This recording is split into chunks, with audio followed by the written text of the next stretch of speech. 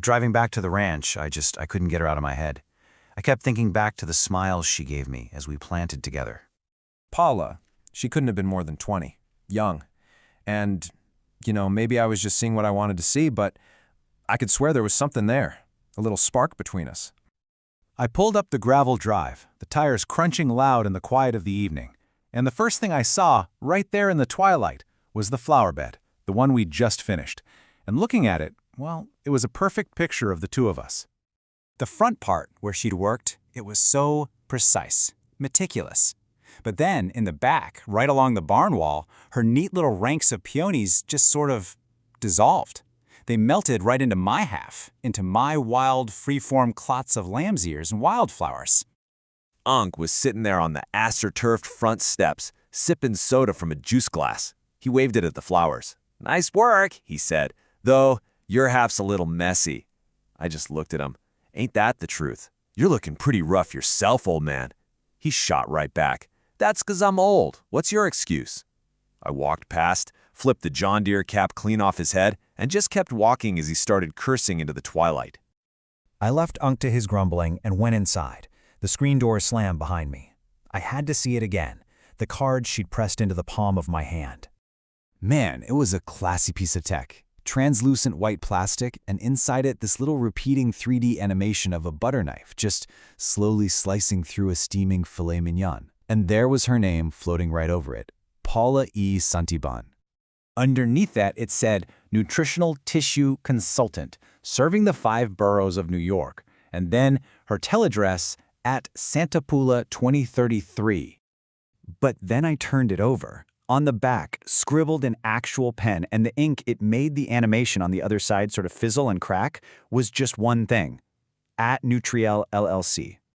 I didn't waste a single second. I left a message in Nutriel's callbox right then and there. And my phone just chirped back with an auto reply. Cold and simple. All classes are filled. And that was it. A few minutes later, Unc came inside, clutching that cap I'd knocked off his head.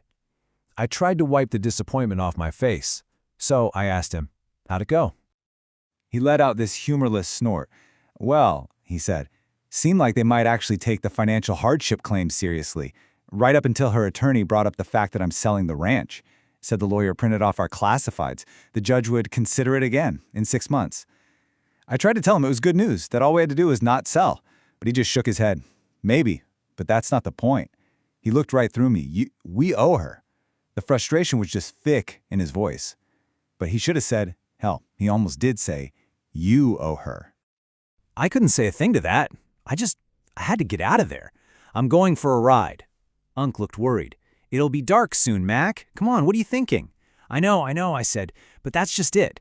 I have to do some thinking." He narrowed his eyes at me. "You ain't been drinking, have you? Never touched the stuff." "Uh-huh. Go ahead then. I can't stop you." The spring air had turned cold by then. I could see my breath, and hers, as I saddled up old Nellibeth. I trotted her right to the edge of the woods, right to the edge of the darkness.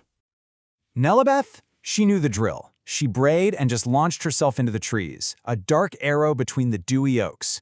The moon-stippled litter on the ground crunched under hoof as she flew over roots and rocks.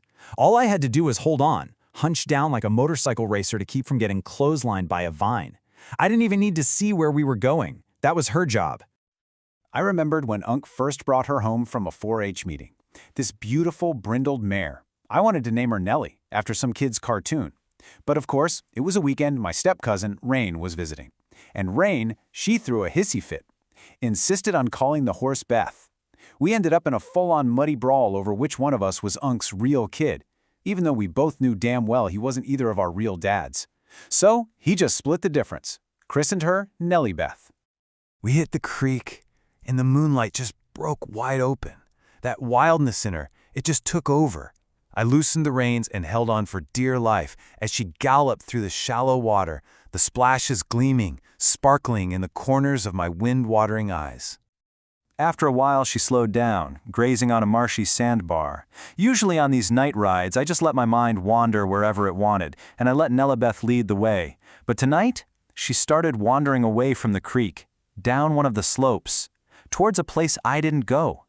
Towards the way I didn't ever want to go again. I know it sounds funny to say it like that, But it's serious. Serious as a dead cousin, sister, lover. I yanked the reins, hard. She slowed her descent, just slow enough that I could turn her around. We weren't going that way. Not tonight. Tonight, I didn't want to think about any of it. I didn't want to think about anything but the little animated card I'd left on my dresser, and the way Poula's dark eyes had pinned mine when she'd given it to me. To be continued.